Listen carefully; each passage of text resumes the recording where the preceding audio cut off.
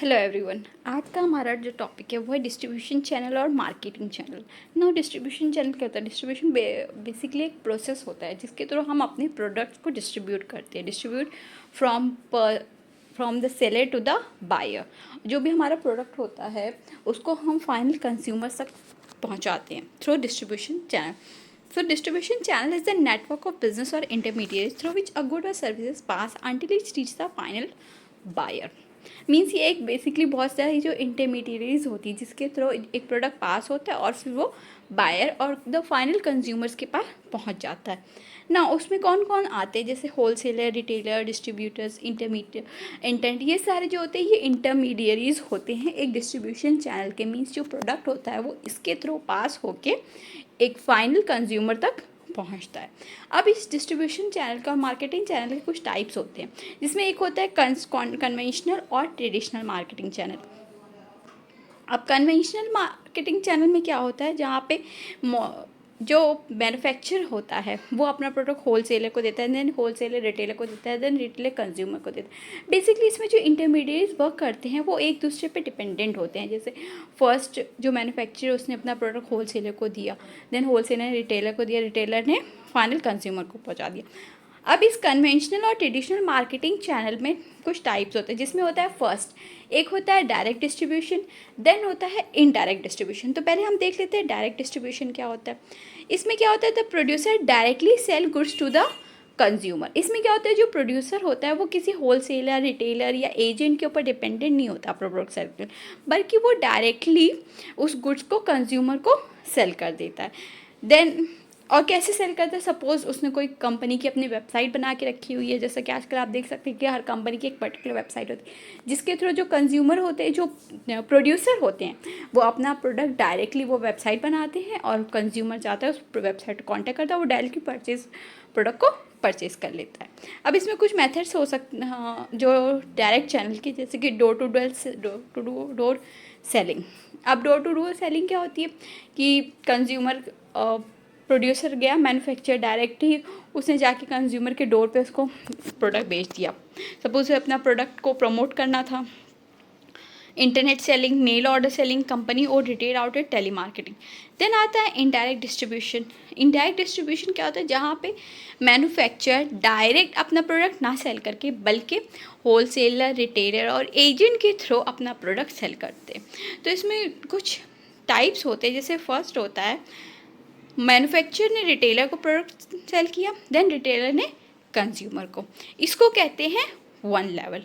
Then second में manufacturer ने wholesaler को दिया, होलसेलर ने रिटेलर को दिया, रिटेलर ने कंज्यूमर को दिया. इसको कहते हैं टू लेवल. देन आता है थ्री लेवल. मैन्युफैक्चरर ने एजेंट को दिया, एजेंट ने होलसेलर को दिया, होलसेलर ने रिटेलर को दिया, रिटेलर ने उस प्रोडक्ट को कंज्यूमर को सेल कर दिया. तो ये होता है कन्वेंशनल मार्केटिंग चैनल और कन्वेंशनल डिस्ट्रीब्यूशन चैनल. देन एक और टॉपिक है और टाइप है इसका वर्टिकल मार्केटिंग चैनल. अब इसमें क्या होता है? अब कन्वेंशनल में हमने देखा कि जो होलसेलर, रिटेलर, मैन्युफैक्चर, ये सब एक दूसरे पे डिपेंडेंट है कि जब मैन्युफैक्चर होलसेलर को प्रोडक्ट देगा तब होलसेलर रिटेलर को देगा, तब रिटेलर कंज्यूमर को देगा. अब वर्टिकल मार्केटिंग चैनल में क्या होता है कि सब एक साथ काम करते हैं. Collaboration between various distribution channel.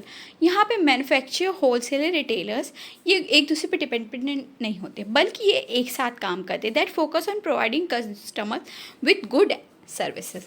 अब हमने क्या देखा कन्वेंशनल में? जो हमने इनडायरेक्ट में देखा था कि जो मैन्युफैक्चर होता है वो डायरेक्ट कंज्यूमर से कनेक्टेड नहीं होता, या होलसेलर होता है वो डायरेक्ट कंज्यूमर से कनेक्टेड नहीं होता. बट इसमें क्या होता है कि सब साथ में काम करेंगे. मींस कंज्यूमर, जो मैन्युफैक्चर होगा, जो होलसेलर, रिटेलर होगा, वो सब कहीं ना कहीं कंज्यूमर से कनेक्टेड होंगे. सपोज बात करते हैं हम ज़ारा की. ज़ारा क्या एक क्लॉथिंग ब्रांड है, एक एक्सपेंसिव क्लॉथिंग ब्रांड है. So of all stores makes all the store follow the same marketing strategy. उसके जो ज़ारा एक मैन्युफैक्चरर है लेकिन उसने अपने कुछ होल रिटेल स्टोर्स भी खोल के रखे हुए हैं. वो तो conflict between channels get remove because there is an effective integration of all the activities. So Zara क्या करता है कि सारे रिटेलर जितने उसने रिटेल स्टोर खोल के रखे उन सबको एक ही मार्केटिंग स्ट्रैटेजी रखी हुई है उसने. देन वर्टिकल मार्केटिंग सिस्टम के कुछ टाइप्स होते हैं, जिसमें आता है कॉर्पोरेट, कॉन्ट्रैक्चुअल, एडमिनिस्ट्रेटर। अब कॉर्पोरेट सिस्टम क्या होता है? In this only one company is responsible for whole production and distribution process. Corporate में क्या होता है, सिर्फ एक कंपनी होती है जिसके ऊपर पूरा वर्क डिपेंड होता है कि वही उसी ने होलसेलर का काम करा, उसी ने रिटेलर का काम करा, उसी ने कंज्यूमर को प्रोडक्ट पहुंचाना। यहाँ पे डिफरेंट कोई भी कंपनी नहीं होती है। वो उसी कंपनी ने जो पैकेजिंग का काम करना है तो भी वही कंपनी करेगी, प्रमोशन करना है, प्रोडक्शन करना है, ब्रांडिंग करनी है, मार्केटिंग करनी, सब कुछ एक कंपनी पे डिपेंड होता है। एक एग्जांपल ले लेते हैं, अमूल, एशियन पेंट्स, बाटा, एमवे, टाटा। अब अमूल का हम एग्जांपल ले लेते हैं। अमूल को कोई कहीं भी वो अलग उसका होलसेलर, रिटेलर या कहीं भी फ्रेंचाइज, बल्कि वो खुद ही अपना पूरा ब्रांडिंग, पैकेजिंग, प्रमोशन, मार्केटिंग सब अमूल कंपनी खुद ही करती। सेम बाटा, आपने बाटा के स्टोर्स देखे होंगे। Then contractual system. अब इसमें क्या होता है? Agreement stating the roles and responsibility of each and parties sign. पहले में हमने क्या देखा कि सारा जो रोल है वो एक ही पार्टी के पास है, एक ही कंपनी के पास। अब कॉन्ट्रैक्चुअल में द वर्ड आप देख सकते हैं, ये बना है वर्ड कॉन्ट्रैक्ट से। तो यहाँ पे डिफरेंट पार्टी के बीच में कॉन्ट्रैक्ट साइन होता है कि उस पार्टी को पर्टिकुलर ये एग्रीमेंट साइन करती है कि आपको ये काम करना है। सपोज आपको इतने प्रोडक्ट सेल करने हैं, उस एक पार्टी ने दूसरे पार्टी के साथ कॉन्ट्रैक्ट साइन किया, सपोज आपको इतने पर्टिकुलर 100 शूज़ सेल करने हैं, तो ये होता है कॉन्ट्रैक्चुअल सिस्टम। तो contractual is suitable in case of franchisee. आप पता होगा फ्रेंचाइजी जो होती है कि कोई भी एक कंपनी, अपनी कंपनी के छोटे छोटे पार्ट्स होते हैं, जो कंपनी को कोई स्मॉल शॉप्स होती है, वो किसी कंट्री में ओपन करना चाहिए, किसी सिटी में ओपन करना चाहती है, तो वो दूसरे पर्सन को फ्रेंचाइजी प्रोवाइड करती है। तो उसका एक एग्जांपल देख सकते हैं, KFC, पिज़्ज़ा हट, मैकडोनल्ड्स, डोमिनोज।